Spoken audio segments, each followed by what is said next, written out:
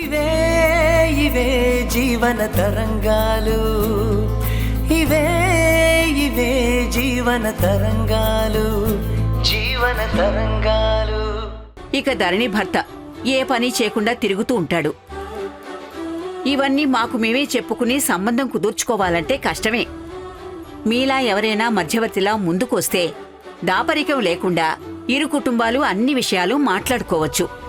సరే, అడిగి చూస్తాను. శ్రియాకే అడగొచ్చు కదా. లేదు, మాది లవ్ మ్యారేజ్. అందుకే మాతో మా బంధువులెవ్వరూ మాట్లాడరు. ఈవిడొక్కతే మాతో మాట్లాడుతుంది. ఆవిడ్ని అడిగి ఆవిడతో చీ అనిపించుకోవడం మాకిష్టం లేదు. ఫస్ట్ కీర్తికి చూద్దాం, తర్వాత శ్రియాకి చూస్తే సరిపోతుంది. కీర్తి ఫోటో జాతకం నాకు పంపించండి. ఎంత మంచి మనసమ్మా నీది. అలా అనడం మీ గొప్పతనం. మీది ఎంత పెద్ద మనసు కాకపోతే నన్ను ఇంటి ఆడబిడ్డలా చూసుకుంటున్నారు. వేరే వాళ్ళని పెళ్లి చేసుకున్నందుకు మా ఇంట్లో వాళ్ళు మాతో తెగదెంపులు చేసుకున్నారు. కానీ మీరు అన్ని పండగలకి ఫంక్షన్స్కి ఇంటికి పిలిచి ఆప్యాయంగా భోజనం పెడుతున్నారు. మీ పరిచయం లేకపోతే ఈ కాస్తానురాగానికి నేను నోచుకునేదాన్ని కాదు. ఇది నీ ఇల్లే అనుకోమ్మా. నువ్వు ప్రేమించిన అతను వేరే జాతైతే నువ్వేం చేస్తావు? ఎవరి పద్ధతులు వాళ్లవి. ఏదో వయసులో ఉన్నప్పుడు ప్రేమించి పెళ్లి చేసుకున్నావు, అందుకని ఇన్ని రోజులు మాట్లాడకుండా బిడ్డను దూరం చేసుకుంటారా? కావాలని ఎవరూ తప్పు చేయరు. మనుషులు కాకపోతే మానవులు తప్పు చేస్తాయా?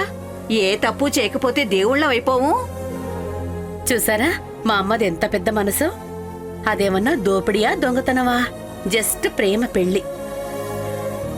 దానికే మీ పుట్టింటి వాళ్ళు ఇంతకాలం దూరం పెట్టడం ఏంటి అని మా అమ్మ ఉద్దేశం. ఏమ్మా, అంతే కదా?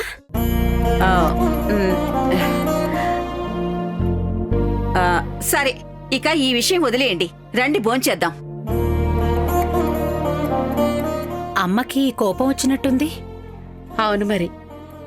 మీ విషయంలో మీ అమ్మగారు చేసింది తప్పైతే మరి మా అమ్మ దేవికా విషయంలో చేసింది కూడా తప్పే కదా.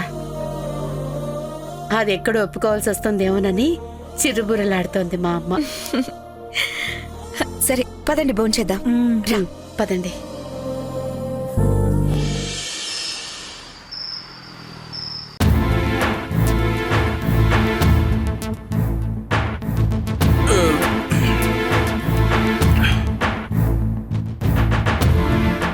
ఈరోజు భోజనం చాలా బాగుంది. అత్తయ్య చేసినట్టుంది. దేవిక అసిస్టెంట్ కమిషనర్గా ఇక్కడే పోస్టింగ్ వేయించుకుందట. నాకిందాకే తెలిసింది. నువ్వు చెప్పలేదు. కానీ మంచి పోస్ట్, బాగా డబ్బులు వస్తాయి. ఇంకే మీరందరూ ఫుల్ రిచ్ అయిపోతారు. ఒలుకు లేదు పలుకు లేదు ఏంటి? ఏమైనా ప్రాబ్లమా?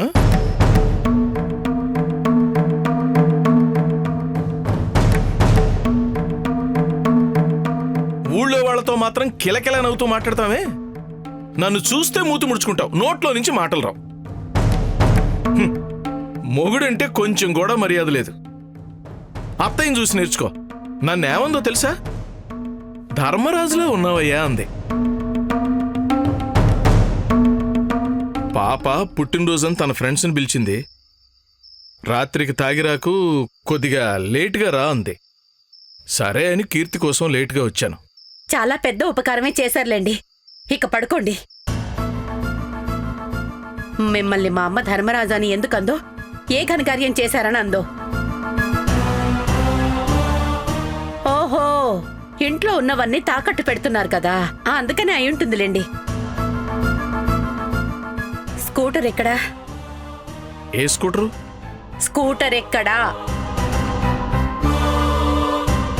తాకట్టు పెట్టాననేగా నీ డౌటు? వస్తూ వస్తూ సర్వీసింగ్ సెంటర్లో పడేసి వస్తున్నాను.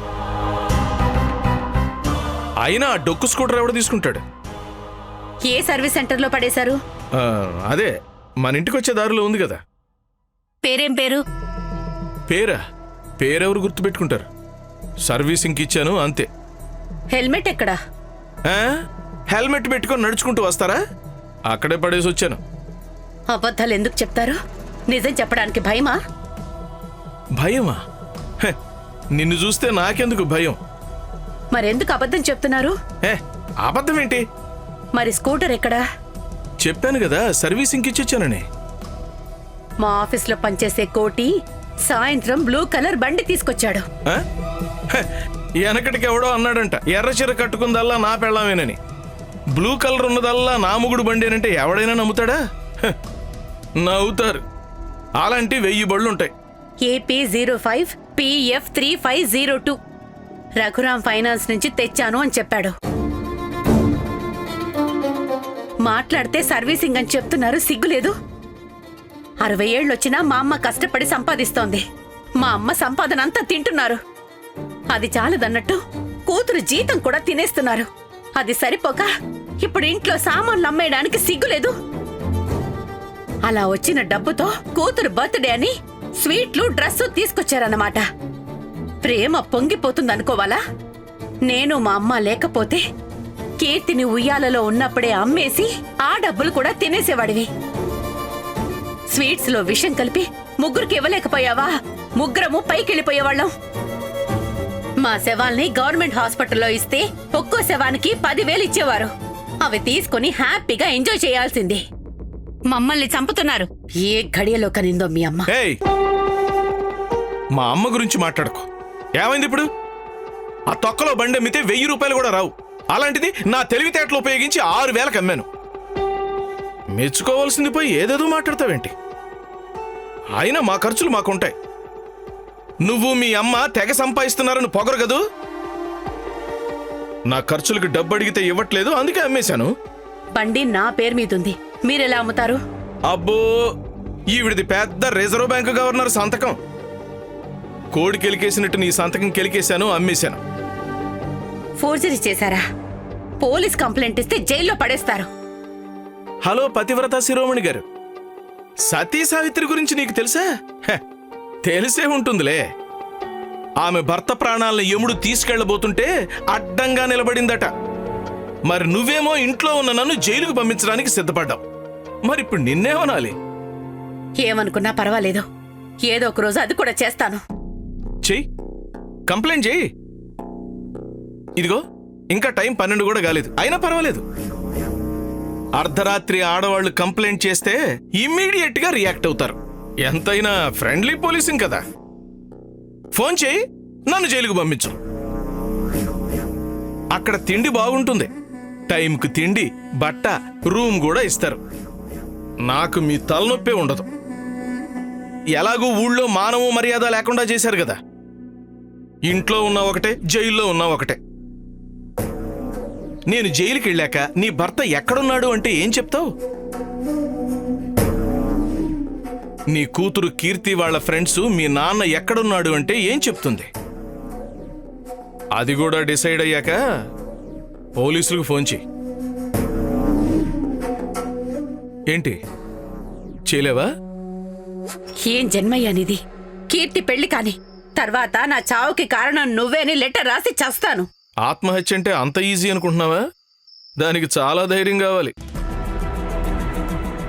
అది కూడా కీర్తి పెళ్ళయ్యాక కదా, అప్పుడు చూసుకుందాంలే.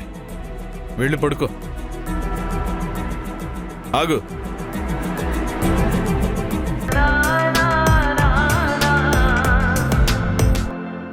సత్యహరిశ్చంద్రుడని ఎవ్వరూ నెత్తిన పెట్టుకోరు, అర్థమవుతుందా?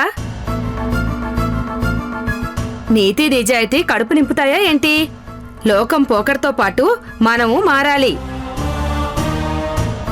ఇవాళ రేపు అందరూ ఇలా జాబ్లో చేరుతున్నారో లేదో సొంత కారు, సొంత ఇంట్లోకి మారుతున్నారు. మీ ఆయనే ఇంకా అద్దెంట్లోనే ఉంచుతున్నాడు నిన్ను. పాపో బాబు పుట్టాక ఆయన కూడా మారుతాళ్లేమ్మా. ఎవరికి వారుగా మారరు, నువ్వే నేర్పుగా ఓర్పుగా మార్చుకోవాలి.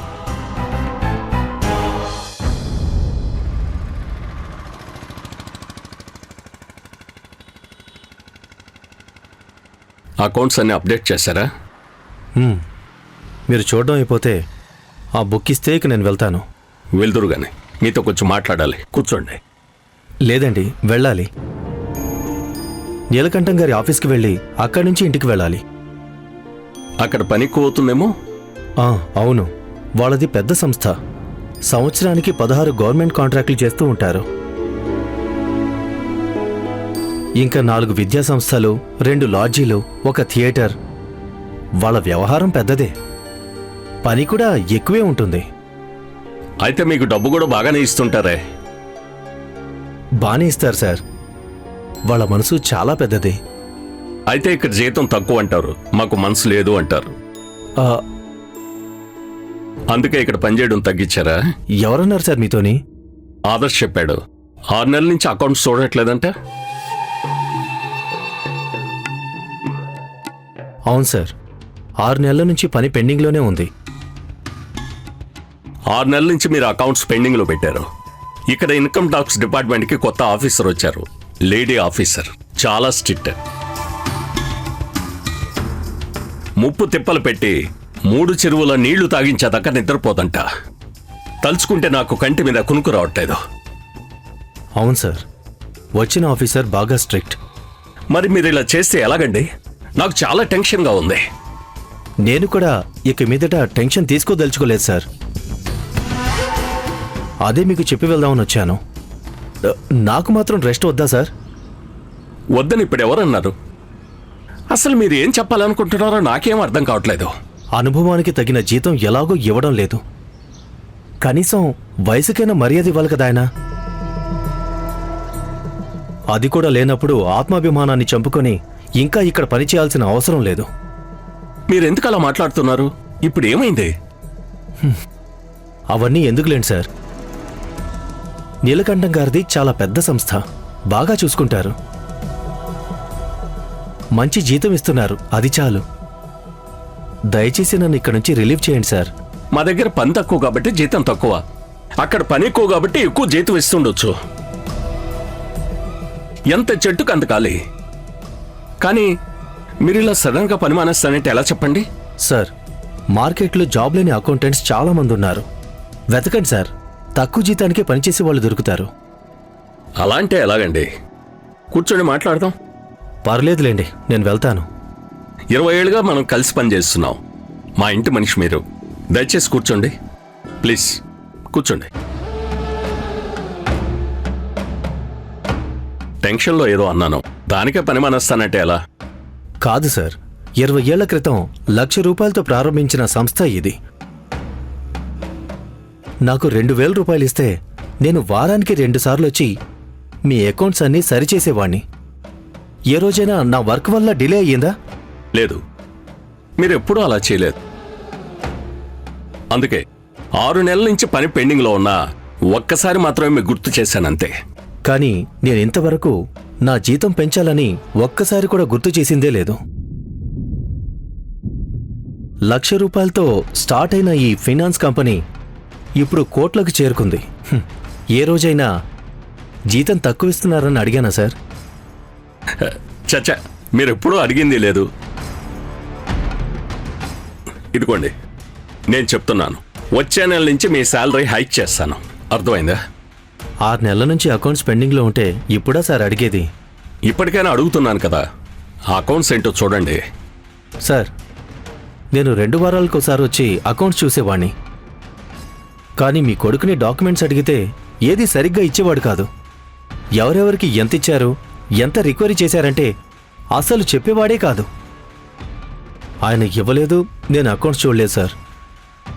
ఆదర్శ్ది మీ కొడుకు వయసు, గట్టిగా అడుగుండాల్సిందే. గట్టిగానే అడిగాను సార్. ఏమన్నాడు తెలుసా?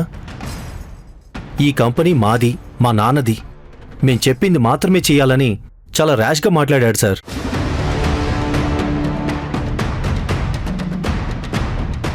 ఈ వయసులో నాకు అవసరమా సార్?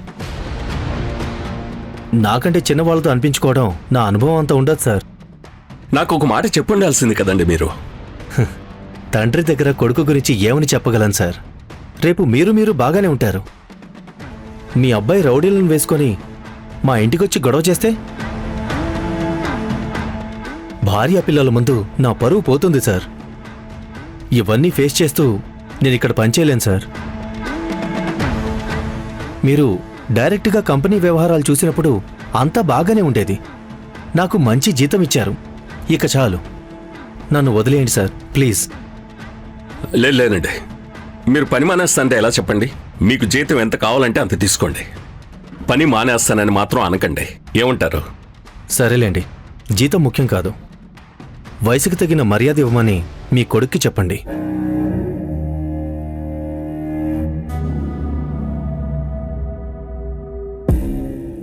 ఆస్తులు విచ్చలవిడిగా పెరిగితే తిమ్మిని బమ్మి చేసో, బమ్మిని తిమ్మి చేసో నా అనుభవంతో ఎన్నో పద్దులు టాలీ చేశాను. కానీ నోటి దురుసుతో మాటలు హద్దులు దాటితే టాలీ చేయలేం కదండి. మీ అబ్బాయి బ్యాలెన్స్ తప్పుతున్నాడు. నా అనుభవానికి మినిమం వాల్యూ కూడా ఇవ్వడం లేదు. అవేం మనసులో పెట్టుకోకండి. పిల్లకాకేం తెలుసు, ఉండేది తప్ప. మీ శక్తి సామర్థ్యాలు నాకు తెలీదా? నేను వాడితో మాట్లాడతానులేండి. సరేనా? మరి ఇంకేంటి విశేషాలు? మీ ఇంట్లో అంతా బాగున్నారా? ఏమన్నా ప్రాబ్లమా? ఏమన్నా చెప్పండి. మీరు మా ఫ్యామిలీ మెంబర్ అండి. ఏం లేదు సార్, చిన్న కొడుకు బీటెక్ చదువుతున్నాడు, ఫైనల్ ఇయర్కి వచ్చాడు. నా దగ్గర ఉన్న సేవింగ్స్, నా భార్య నగలు, ఊర్లో ఆస్తి అన్నీ పెట్టేశాను. ఎంత మెరిట్ స్టూడెంట్ అయినా మిగతా చదువుకు 1,00,000 దాకా ఖర్చు అవుతుంది. ఆ సంగతి నేను చూసుకుంటాలే. కొడుకు చదువు పూర్తయ్యాక నువ్వు ఆ అప్పు తీరిస్తే సరిపోతుంది.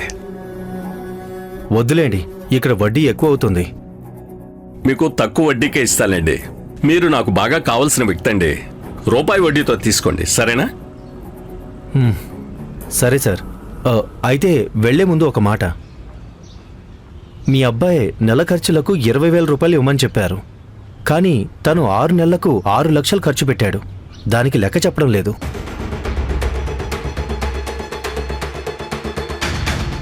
ఎవరికైనా అప్పిచ్చాడేమో. లేదు సార్, నాన్నకు చెప్పకండి. మీకు ఖర్చులకు కావాలంటే సపరేట్గా ఇస్తానని చెప్పాడు. మీ ఉప్పు తిన్నాను, మోసం చేయలేనని చెప్పా. దానికే మీ కొడుకు కోపంగా అన్నీ మూసుకొని ఉండమని చెప్పాడు.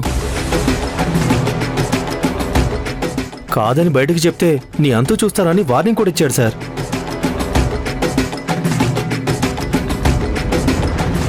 తప్పుగా అనుకోకండి సార్, మేము పిల్లల్ని పెంచాం, మరీ ఇలానా?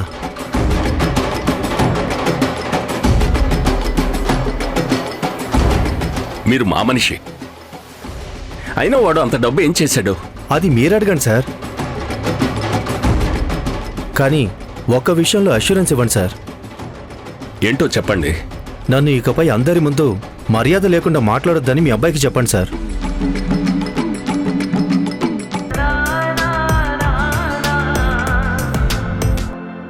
మగవాళ్ళందరూ ఇంతే. అన్నం పెట్టి పెంచడానికే అమ్మ, సుఖ సంతోషాల కోసం భార్య, డబ్బులు సహాయం చేయడానికి అక్క, చెల్లెళ్ళు, తోబుట్టులు కావాలి. ఆడవాళ్లు ఎంత క్షోభ అనుభవిస్తుంది వాళ్లకు అవసరం లేదు. బాధ్యతల్ని ఆడవాళ్లపై వదిలేసి జులాయిగా తిరుగుతూ మనం సంపాదించింది ఖర్చు పెడతారు. ఒక్క పైసా ఇవ్వకు వానికి. ఎమోషన్ సపోర్ట్ ఇవ్వకుండా ఉంటే అప్పుడు బుద్ధిస్తుంది. ఇలాంటి చెడు అలవాట్లని మొగ్గలోనే తుంచేయాలి. వాడు వ్యసనపరుడుగా మారిపోయిన తర్వాత మనమేమీ చేయలేము. చెయ్యి దాటిపోకముందే జాగ్రత్త పడాలి. లేకపోతే నా జీవితంలాగే నీ జీవితము అవుతుంది. మాకిన్ని చెప్తున్నారు, మరి మీరు మావయ్యకి బుద్ధి చెప్పలేదా? చాలాసార్లు చెప్పాను, కోప్పడ్డాను. జూదం ఆడి రాత్రులు ఆలస్యంగా వస్తే తలుపులు తీసేదాన్ని కాదు. తాగి వస్తే ఇంట్లోకి రానిచ్చేదాన్నే కాదు. మా ఆయన్ని ఎలాగైనా దారిలోకి తేవాలని నేను పడని తిప్పలంటూ లేవు. నేను చేసే ప్రయత్నాలకు మా అత్త పంట కింద రాయిలా అడ్డుపడేది. మా ఆయన వాళ్ళమ్మ మాతోనే ఉండేవారు. తన కొడుకుపై కన్న ప్రేమ ఒలకబోసేది. నన్ను ఆయనపై అరవకుండా సర్ది చెప్పేది. మారుతాడని మభ్యపెట్టి నన్ను ఇల్లు వదిలి వెళ్లకుండా చేసింది. అప్పటికే 2 పిల్లలు, ఏం చేయను? ఇంకోవైపు మా అత్త కొడుకు పాడైపోయినా సరే కోడలు ఏమైనా పర్వాలేదన్నట్టు మాట్లాడేవారు. ఎలాంటి వారైనా భర్తను భరించాల్సిందే. భర్తను విడిచిపెట్టి పుట్టింటికి వెళితే వాళ్ళ మర్యాద పోతుందని భయపెట్టేది.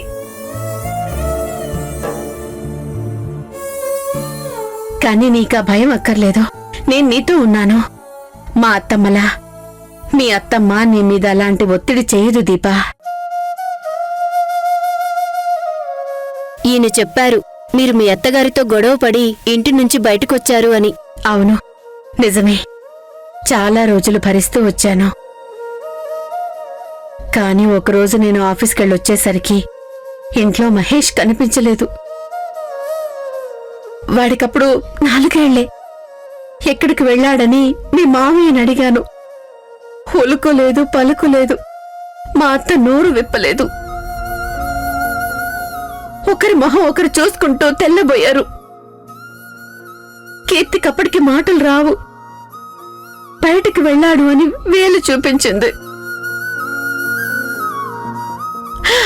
అంతలో మహేష్ వచ్చాడు.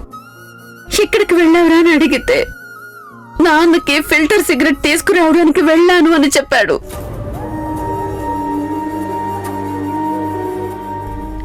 4 ఏళ్ల వయసున్న పిల్లాడిని ఫిల్టర్ సిగరెట్ కోసం పంపిస్తారా అని నా కడుపు తరుక్కుపోయింది. కనీసం అత్తయ్యకైనా బుద్ధి ఉండాలి కదా. ఆమె కూడా చెడిపోయిన తన కొడుకు సుఖమే చూసుకుంది. ఇక నేను నా ముక్కు పచ్చలారని కొడుకు భవిష్యత్తే ముఖ్యం అనుకుని వాళ్ల నీడ కూడా పడకూడదని అక్కడి నుంచి కట్టుబట్టలతో బయటకొచ్చాను. ఆ తర్వాత మా అత్తమ్మ చనిపోయాక మా ఆయన మా పంచన చేరాడు. 2 పిల్లలకి చెప్పుకోవడానికి తండ్రి కావాలి కదా. ఆయనకెలాగో మంచి చెడు తెలియదు. కానీ నేను నా పిల్లల భవిష్యత్తు దృష్టిలో పెట్టుకుని ఇంట్లోకి రానిచ్చాను, నా లైఫ్లోకి కాదు. ఆ సంగతి మహేష్కి తెలుసు. వాళ్ళ నాన్న వల్ల నేను ఎంత నలిగిపోయానో, దానికి వాళ్ళు ఎంత నరకం అనుభవించారో అదంతా మహేష్ మర్చిపోయి ఉంటాడని నేను అనుకోవడం లేదు. అలాంటప్పుడు నిజంగా మహేష్ మళ్ళీ వాళ్ళ నాన్న చేసిన తప్పే చేశాడంటే నమ్మబుద్ధి కావడం లేదు. నిజం చెప్పు, నా కొడుకు జూదం ఆడి డబ్బు పోగొట్టాడా?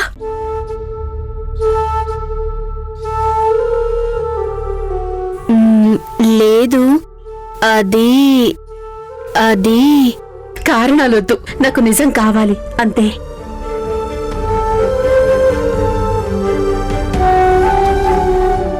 సరే, నీ ఆరోగ్యం జాగ్రత్తగా చూసుకో.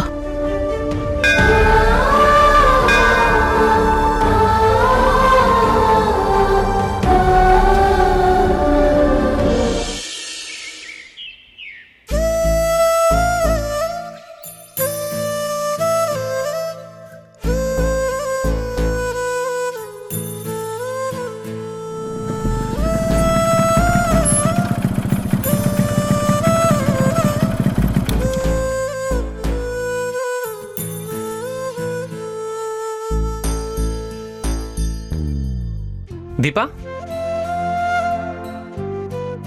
దీపా, ఏమైంది డల్గా ఉన్నావు? ఏమీ లేదు. కీర్తిని ఆ రోజు కాలేజీలో కలిసినప్పుడు మీ గురించి అబద్ధం చెప్పాను. ఏమని చెప్పావు? ఇంటి మీద లోనిప్పించాలని మీరు జూదమాడి డబ్బు పోగొట్టారని చెప్పాను. ఇప్పుడు అదే విషయం అత్తమ్మొచ్చి అడిగారు. నా కొడుకు నిజంగా జూదమాడి డబ్బు పోగొట్టుకున్నాడా, నిజమేంటో నాకు తెలియాలని నిలదీసింది. మరి నువ్వేం చెప్పావు? కీర్తికి చెప్పిందే అత్తమ్మకి చెప్పాను. అలా చెప్తుంటే లోపల ఏదో తెలియని భయం. ఎప్పుడెప్పుడు అక్కడి నుంచి బయటపడదామా అనిపించింది. అమ్మకు అబద్ధం చెప్పడం చాలా కష్టం. అవును,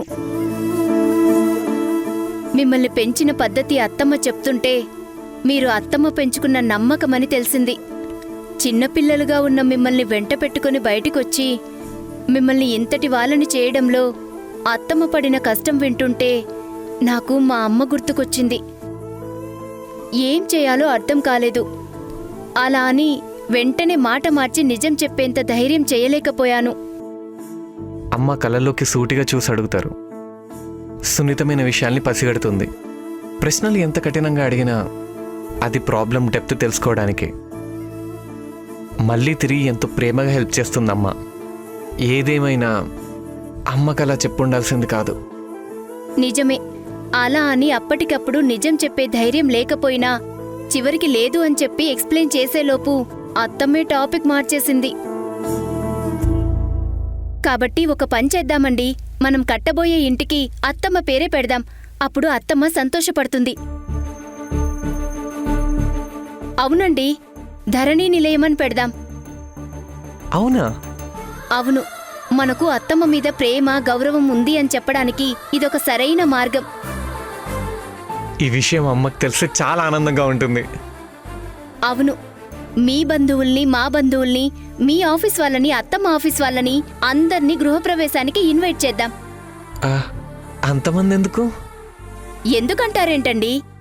మీ అమ్మ మీద మనం ఎంత ప్రేమ చూపిస్తున్నామనేది అందరికీ తెలియాలి. అందరినీ పిలవాలంటావా? ఏ వద్దా అండి? అలా అందరినీ పిలుస్తూ పోతే ఎంతమంది అవుతారో తెలుసా? 150 మంది అవుతారండి. నీకేమైనా పిచ్చా? అంతమందికి భోజనాలంటే ఎంత ఖర్చు అవుతుందో తెలుసా? ఇప్పటికే అప్పు తీసుకున్నాం, అది కాకుండా అమ్మను కూడా అడుగుతున్నాం. ఇంకా ఖర్చులు పెరిగితే మనకే భారం.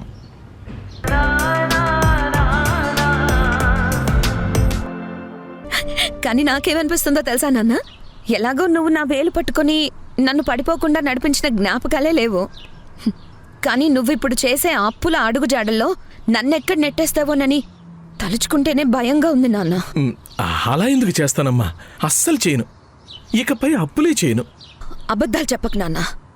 నువ్వు నా కూతురువమ్మా. నేను నిన్ను ఎంతగానో ప్రేమిస్తున్నాను. అలా చెప్పకు. నాకలా ఏమనిపించడం లేదు. నాకేమైనా అయితే నిజంగానే నీకు బాధ కలుగుతుందా? అయితే నేను అప్పు తీర్చేదే లేదు. ఎవరో ఫైనాన్స్ వాడొచ్చి నన్ను ఇబ్బంది పెడతాడు అన్నావు కదా, ఇబ్బంది పెట్టు నువ్వు. మహా అయితే ఏం చేస్తాడు? మా కాలేజ్కి వచ్చి నా చుట్టూ చేరి గొడవ చేస్తాడు, లేదా నా మొహం మీద యాసిడ్ పోస్తాడు. నేను వికారంగా అయిపోతాను. లేదా రౌడీల్ని పంపించి నన్ను కిడ్నాప్ చేయిస్తాడు. ఓకే, పర్వాలేదు. నువ్వు నిజంగానే బాధపడితే నాకు చూడాలనుంది నాన్న. ప్లీజ్ అమ్మా, వాడితో ఆటలొద్దు. నా వల్ల నీ జీవితం నాశనం అవ్వకూడదు. నీకు ఫీలింగ్స్ ఉన్నాయా నాన్న? ఏ కూతురికైనా ఏదైనా ప్రమాదంలో ఉంటే మా నాన్న చూసుకుంటారని భరోసా ఉంటుంది. కానీ మా నాన్న ఎప్పుడు ఏ ప్రమాదం తీసుకొస్తాడా అని నాకు భయంగా ఉంది. అమ్మా, ఇకపై నేను బాధ్యతగా ఉంటాను. నాన్నగా ఎప్పుడు భరోసా ఇవ్వలేదు. పైగా ఇప్పుడు నువ్వు చేసిన అప్పుకి నాకు ముప్పుందని భయపడుతున్నావు. సభాష్ నాన్న. ధైర్యాన్ని ఎలాగో ఇవ్వలేకపోయావు. నీ కప్పులిచ్చినవాడు నీ కూతుర్ని భయపెడితే చూడాలనుకుంటున్నావా? గ్రేట్ నాన్న, నువ్వు హ్యాట్స్ ఆఫ్. ఇకపై అప్పు చేయనని చెప్తున్నాను కదమ్మా. నేను మాత్రం నీ తండ్రిని కాదా? నా కూతురికి ఏం కాకూడదని చెప్తున్నాను. నాకేదైనా జరిగి నీలో చలనం వస్తే అది మంచిదే నాన్న. నన్ను మాత్రం డబ్బులు అడక్కు. నా దగ్గర లేవు, ఉన్నా నేనివ్వను. టిఫిన్ తింటావా? ఇప్పిస్తాను. వద్దు. సరే, మంచిది. అమ్మ కీర్తి, ఏంటి? నాకు ఇంకో ప్రాబ్లం ఉంది. చెప్పు. తిరిగి చూడొచ్చు కదమ్మా? చూడను. నాకు చాలా అసహ్యంగా ఉంది. నువ్వు బండి అమ్మేసి వచ్చాక నాకు మీ పైన కాస్త మర్యాద కూడా పోయింది. నువ్వు మారావు, ఇకపై తాగవని అనుకున్నాను. అంత బాగుంటుందని ఎంతో ఆశపడ్డాను. సరే, ఏదో చెప్తానన్నావు కదా, చెప్పు. ఇంట్లో ఒక్కడనే ఉంటాను. పొద్దు పేపరు టీవీ చూస్తూ టైంపాస్ చేయాలి. అయితే నేనేం చేయాలి? నాకిప్పుడు 55 ఏళ్ళు. అద్దాలున్నా సరిగా కనపట్టలేదు. పేపర్ చదువుతుంటే అక్షరాలు కూడా సరిగా కనపట్టలేదు. అబద్ధం కాదమ్మా, నిజంగానే సరిగా కళ్ళు కనపట్టలేదు. టిఫిను భోజనం ఇంట్లోనే చేస్తున్నా, బట్టలు సంవత్సరానికి సరిపడా మీ అమ్మ తెస్తుంది. మిగతా హెల్త్ ప్రాబ్లమ్స్ ఏమీ లేవు. అంటే స్పెట్స్ పాతవైపోతున్నాయి, కళ్ళు సరిగా కనపట్టలేదు. అయితే పద, ఎక్కడికి? నీకు ఐ చెకప్ చేయించి నేనే కొత్త స్పెక్స్ ఇప్పిస్తాను. నీకెందుకమ్మా శ్రమ? డబ్బులిస్తే నేనే చూయించుకుంటాను. నేనే దగ్గరుండి ఐ చెకప్ చేయిస్తాను. ఏమ్మా, నా మీద నమ్మకం లేదా? లేదు. సరే, అయితే వదిలేయమ్మా. ఇప్పుడు నీకు అద్దాలు కావాలా వద్దా? కావాలి. ఈ ఒక్కసారి అప్పు తీర్చువా? ఆ అప్పు టాపిక్ నా దగ్గర ఇంకొకసారి తీసుకురాకండి. అప్పిచ్చినవాడు నాకు ప్రాబ్లం క్రియేట్ చేస్తే మీకు బాధ కలుగుతుందని అన్నారు కదా. ఒక్కసారైనా మీరు బాధపడితే చూడాలనుంది. మీరు జీవితంలో ఒక్కసారైనా బాధను అనుభవించారా నాన్న? పద.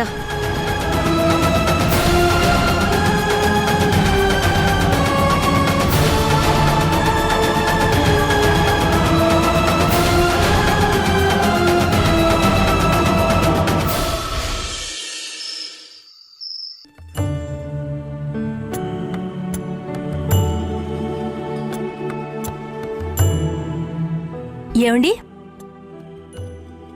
ఏమండి మిమ్మల్ని ఏం చదువుతున్నారు? ఆఫీస్ పుస్తకమా? కాదు, తెలుగు సాహిత్యం.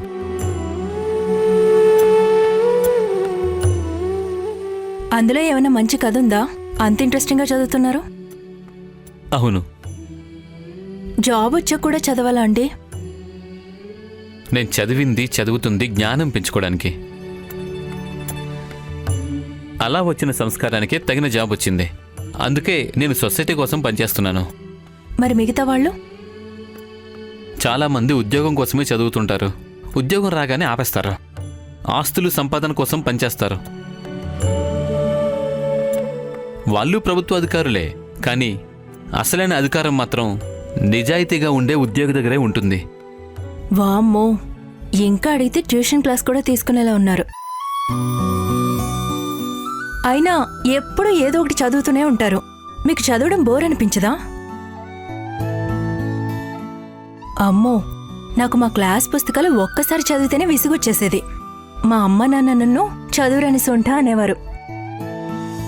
వాళ్ళకేమో బాగా చదివించాలని ఉండేది.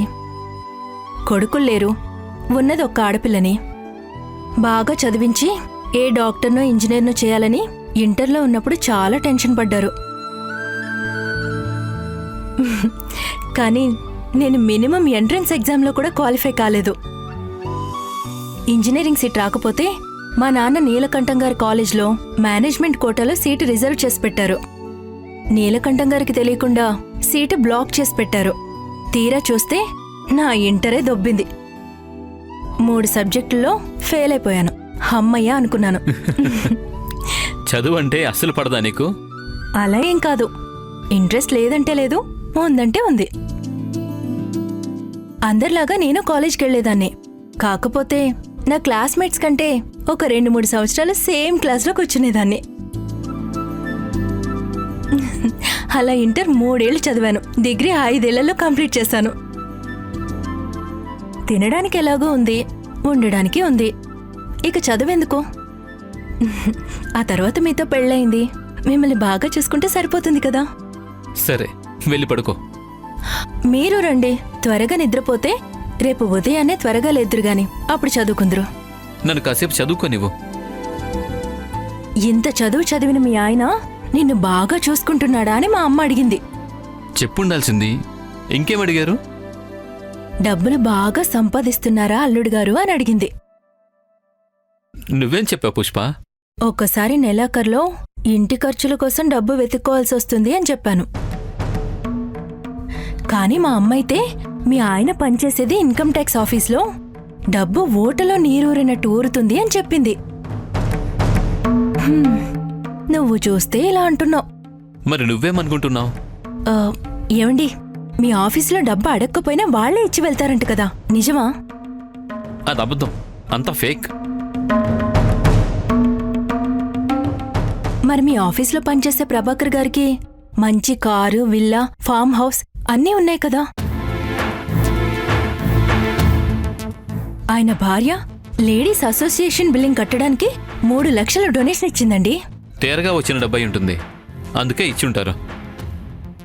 అయితే అప్పనంగా ఆదాయాలు వచ్చే అవకాశాలు చాలానే ఉంటాయన్నమాట. ఉంటాయి, కానీ నాకు ఇష్టం లేదు.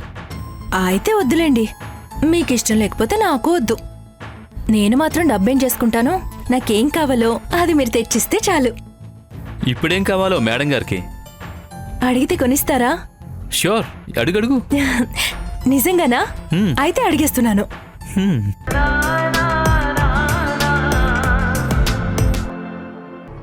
లేదు లేదు, ఏదో ఊరికే.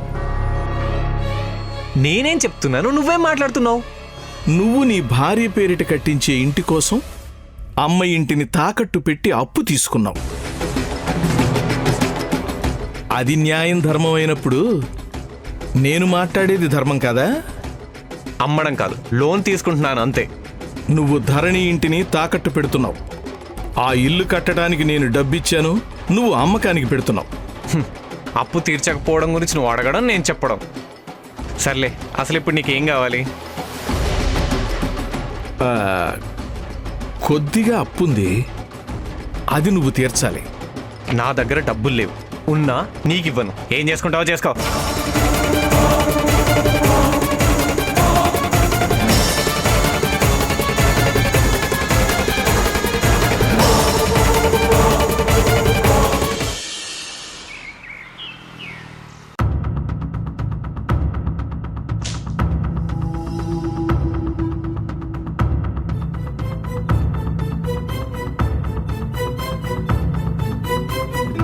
కోపమా? ఎందుకంత కోపం? నీకు మొదటి నుంచి కోపం ఎక్కువే. అమ్మ చెప్పేది, నీకు కోపం వచ్చినప్పుడు తల నిమిరితే కోపం పోతుంది అని. సరే, నీకు మాట్లాడడం ఇష్టం లేదంటే నేను వెళ్ళిపోతాను. అక్క కూర్చో.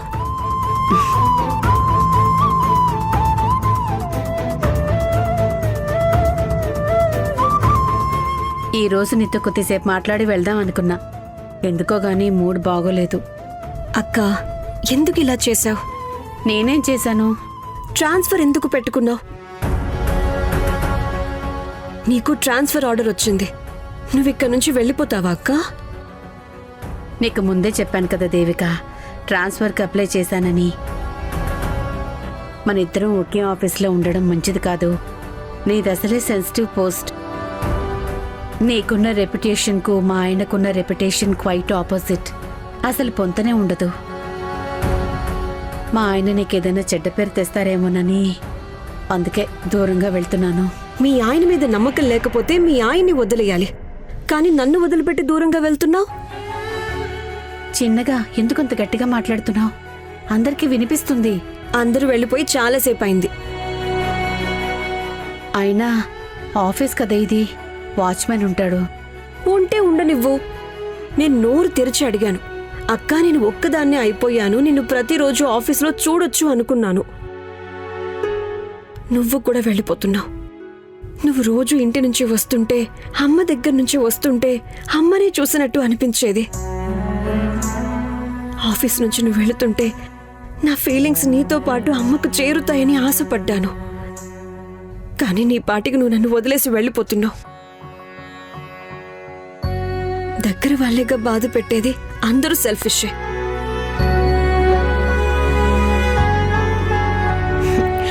ఏంటి మళ్ళీ కోపం వచ్చిందా? ఇలారా, నా పక్కనొచ్చి కూర్చో. గొడవ పడాలనుంటే గొడవ పడు.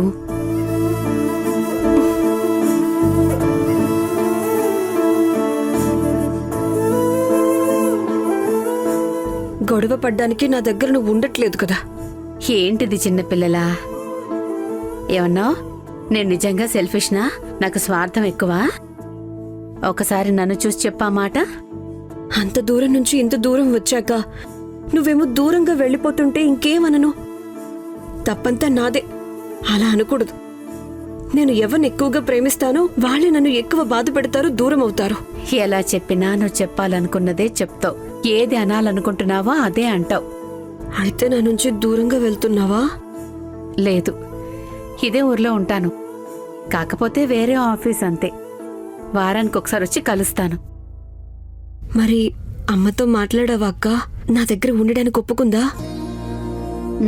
మాట్లాడలేదు, కానీ అమ్మ ఇంకా నీ మీద కోపంగానే ఉంది.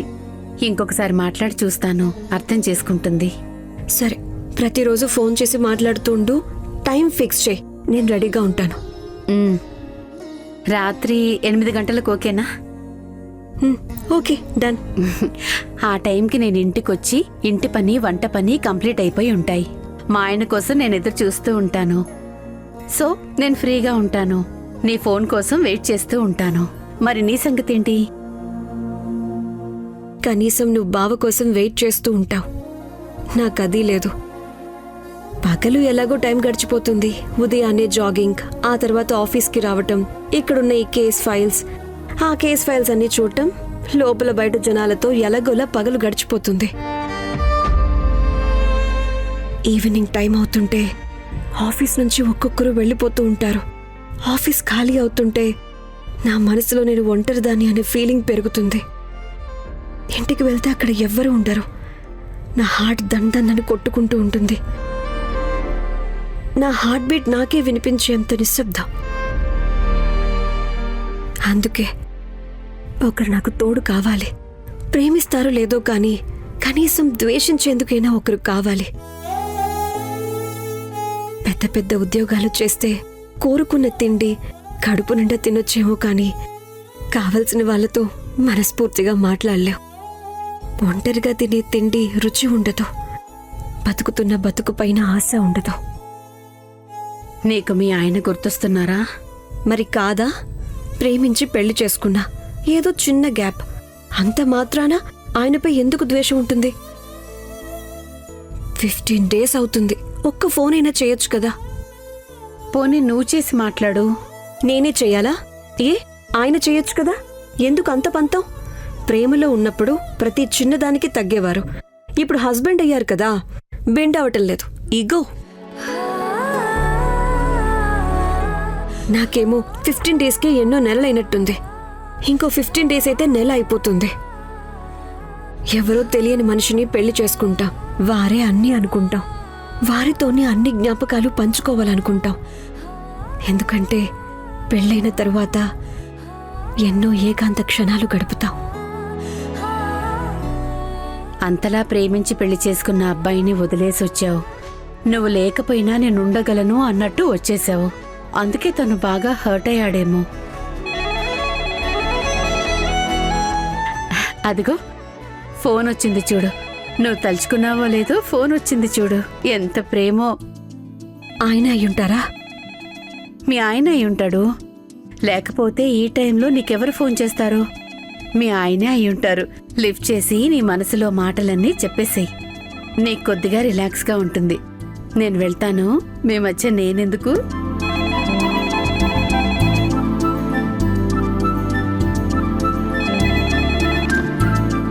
హలో హలో ఆంటీ, నేను రమ్య. మా తాతకి నేను మీకు ఫోన్ చేస్తానని తెలిసిపోయింది. మీరే కాల్ చేస్తే మాట్లాడానని చెప్పాను. ఒకవేళ మిమ్మల్ని అడిగితే మీరు కూడా అదే చెప్పండి. మీరు శనివారం తప్పకుండా రండి. మీకోసం ఎదురు చూస్తూ ఉంటాను. నన్ను తీసుకుని వెళ్దురు, ఓకేనా? హలో రమ్య.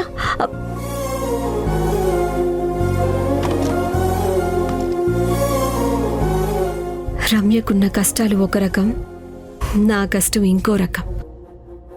సీత కష్టం సీతది, పీత కష్టం పీతదంటే ఇదేనేమో. పాపం రమ్య. తల్లి లేని పిల్ల, తోడు లేని నేను, ఇద్దరం ఒంటరే.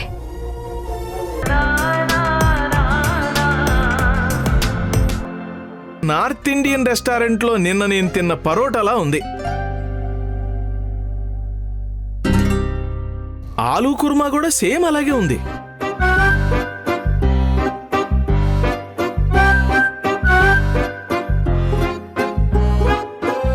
నేను ఫోన్ చేస్తే మహేష్ ఎలా పడితే అలా మాట్లాడాడమ్మా. నేను చాలా టెన్షన్గా ఫీల్ అయ్యాను. సర్లే సాయంత్రం ఫోన్ చేద్దాం అనుకున్నాను. ఆలోపు రిలాక్స్ అవ్వడానికి పక్కనే ఉన్న హోటల్కి వెళ్ళి టిఫిన్ తిన్నానమ్మా. సేమ్ నిన్న అక్కడ తిన్న పరాటాలానే ఉంటేను. నిన్నటిది కాదు మామయ్య, ఈరోజు ఉదయాన్నే తెప్పించాం. నేను అలా అన్నానా? హోటల్ నుంచి తెప్పించారు అన్నాను. అవునమ్మా, ఇంతకీ మహేష్ ఎక్కడా?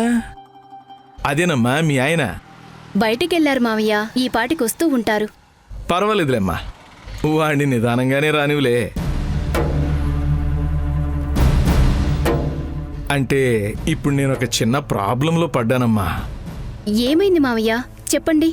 రఘురామ్ ఫైనాన్స్ అని ఉంది కదా, ఆ కంపెనీ ఓనర్ కొడుకు ఆదర్శ్ అని ఒకడున్నాడు. వాడి దగ్గర నేను అప్పు చేశాను. ఇప్పుడు డబ్బు తిరిగి వాడికి ఇవ్వాలి. ఎంత మామయ్య? 75,000, దానికి ఇంకొక 5,000 వడ్డీ కలిపి 80,000 ఇవ్వాలమ్మా. అంత డబ్బేం చేశారు మామయ్య? అంటే నాకు జాబ్ ఉన్నప్పుడు ఏదైనా అవసరం ఉంటే ఫ్రెండ్స్ ఇచ్చేవారు. జాబ్ పోయాక ఫ్రెండ్స్ అందరూ దూరం అయిపోయారు. ఇంట్లో ఉంటే బోరు కొడుతుంది కదా, అందుకే క్లబ్కి వెళ్ళటం అలవాటైంది. అది సరే మామయ్య, అంతప్పు ఎందుకయిందో అది చెప్పండి.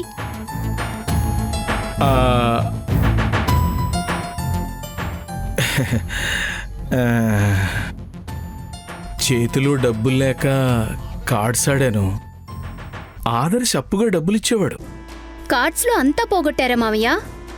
నీ దగ్గర నిజం దాచడం ఎందుకమ్మా? చల్లకొచ్చి ముంత దాస్తే మాత్రం ఏం లాభం? ఎలాగూ సహాయం కోసం వచ్చాను. నేను అప్పుగా తీసుకుంది అందరికీ తెలిసిందే. ఈ అప్పు తీర్చడానికి ఎలాగోలా మీరు హెల్ప్ చేస్తే. మీరు చేసిన అప్పు తీర్చడం కుదరదు మామయ్య. తీర్చకపోతే వడ్డీ ఎక్కువ అవుతుందమ్మా. అది ముందు మీకు తెలీదా మావయ్య? జరిగిపోయింది కదమ్మా. అందుకని మీరు కార్డ్స్ డ్రింక్స్ అని అప్పు చేసి మమ్మల్ని తీర్చమనడం తప్పు కదా? తప్పేనమ్మా, కానీ ఏం చేస్తాం? ఆ ఆదర్శ ఒత్తిడి మరీ ఎక్కువైంది. అప్పు తీర్చడానికి నాకున్న ఒకే ఒక్క మార్గం నా భార్య ఇంటి మీద అప్పు తీసుకోవడం. కొంపలు ముంచే మార్గాలు వెతకడం మీకు మంచి నీళ్లు తాగినంత తేలిక మావయ్య. ఏంటమ్మా? మంచి నీళ్లు తాగండి మావయ్య అంటున్నాను. ఇప్పుడు మీరు అప్పు తీసుకుంటే మళ్ళీ నేను తీసుకోవటం కుదరదు. అలాగని ఆ ఆదర్శకి అప్పు కట్టకపోతే ఊరుకోడు. వాడు కీర్తి కాలేజీకి వెళ్తే తన లైఫ్ పాడవుతుంది. తనకి కాలేజీలో ఇన్సల్ట్ అయితే నేను తట్టుకోలేను. నా సంసారం రోడ్డున పడుతుందమ్మా. మీరు నా భార్య ఇంటిపైన అప్పు తీసుకుని హ్యాపీగా ఇల్లు కట్టుకుని నా సంసారాన్ని ప్లాట్ఫామ్ మీద పారేయడం కరెక్ట్ కాదు కదా. ఇప్పుడు మేము అప్పు తీసుకుంటుంది దాచుకోవడానికి కాదు మావయ్య, ఇల్లు కట్టడానికి. ఆల్రెడీ కడుతున్న ఇంటిపైన అప్పు, కొత్తగా తీసుకుంటున్న అప్పు. మేమే పీకల్లోతో అప్పుల్లో ఉన్నాం మావయ్య. మాకున్న అప్పు ఎలా తీర్చాలా అని అనుకుంటున్నాం. పైగా మీది కూడా అంటే కష్టమవుతుంది మావయ్య. అది కదమ్మా, నా భార్య ఇంటి మీద ఎలాగో అప్పు తీసుకుంటున్నారు కదా, 1,00,000 ఎక్స్ట్రా తీసుకున్నారంటే నా అప్పు కూడా తీరిపోతుంది. బ్యాంకులో ఉంది, నిదానంగా తీర్చుకోవచ్చు. ఏమంటావు? అప్పులు ఎక్కువ అవుతున్నాయి, తీర్చడం మా వల్ల కాదు మావయ్య. ఇల్లు నా భార్య పేరు మీద ఉందనే కదా నాకు డబ్బులు ఇవ్వడానికి మీకు భారంగా అనిపిస్తుంది. అందుకని తీర్చలేము, ఇవ్వలేము అంటున్నారు. అదే నా పేరు మీద ఉండుంటే? మీ పేరు మీద లేదు కదా మావయ్య. చూడమ్మా, నువ్వు చాలా తెలివైన దానివని నాకు తెలుసు. ఇప్పుడు ఈ ఇల్లు నా పేరు మీద లేకపోవచ్చు, కానీ డాక్యుమెంట్లో ప్రతి అక్షరం పొల్లు పోకుండా నాకు తెలుసు. ఆ పత్రాలు సరిగా లేవని నేను ఒక్క మాట ఆ బ్యాంకు వాళ్ళకి చెప్తే మీకే ప్రాబ్లం అవుతుంది. ఏమవుతుంది? ఎంక్వైరీ చేసి నిజాలు తెలుసుకొని తర్వాత లోన్ ఇస్తారు, అంతే కదా మావయ్య. ఎంక్వైరీ కంప్లీట్ చేయడానికి 6 నెలలు పడుతుంది. అంతవరకు మీ ఇల్లు కట్టడం ఆగిపోతుంది కదమ్మా.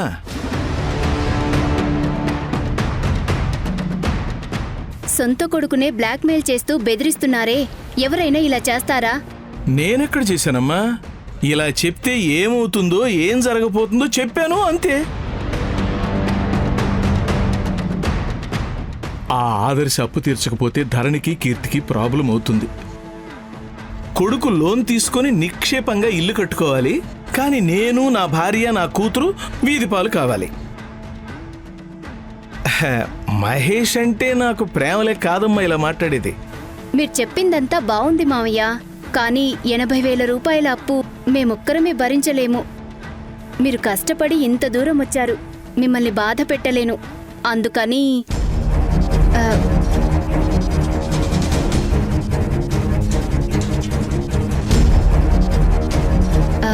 ఈ 1000 రూపాయలు తీసుకుని వెళ్ళండి మావయ్య. దయచేసి మమ్మల్ని ఇబ్బంది పెట్టకండి. ఏమ్మా, నువ్వు కూడా నన్ను తీసిపారేస్తున్నావు కదా? ఈ డబ్బు తీసుకుని తాగేసి ఇక్కడి నుంచి వెళ్ళిపోతాడు, ఇక మీకు మీ ఆయనకి దూరంగా ఉంటాడు అనుకుంటున్నావా? అలా కాదు మావయ్య, మేము అత్తయ్య గారింటి మీద అప్పు తీసుకోవడం లేదు. అదేంటి? అవును మావయ్య, మీరు విన్నది నిజమే. మేం కడుతున్న ఇంటికే కొత్త ఎస్టిమేషన్ వేసి లోన్ అమౌంట్ పెంచిస్తామని చెప్పారు. అలా చేస్తే అప్పుడు మీ ఇంటి మీద లోన్ అవసరం లేదు. అయితే అప్పుడు మా ఇంటితో పని లేదా? నేను అలా అనలేదు మావయ్య. మీరు అప్పు తీసుకుంటారు, మా అప్పు కూడా తీరుస్తారు అనుకున్నాను. ఇంకొక్కసారి ఆలోచించమ్మా. ఇప్పుడు ఆ ఇంటి వాల్యూ 60 లక్షలు ఉంటుంది. ఆలోచించండి. సరేనమ్మా, ఇక నేను వెళతాను.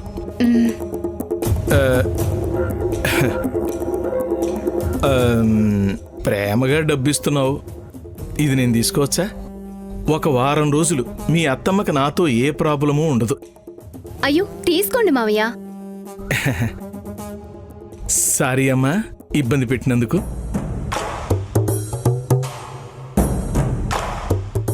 అందరూ హోటల్కి వెళ్ళాక ఫుడ్ తిన్నాక టిప్పిస్తారు, కానీ హోటల్ ఫుడ్ పెట్టి ఈ మామయ్యకి నువ్వు టిప్పిచ్చావు.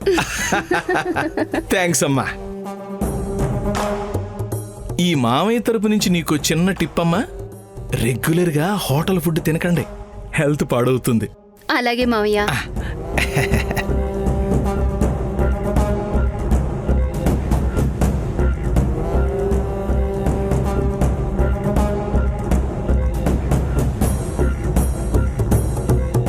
పని పాట లేని వాళ్ళు పసిగట్టేవి కనిపెట్టేవి ఇవా? పరోటా రుచి కూర్మా చిక్కదనమా?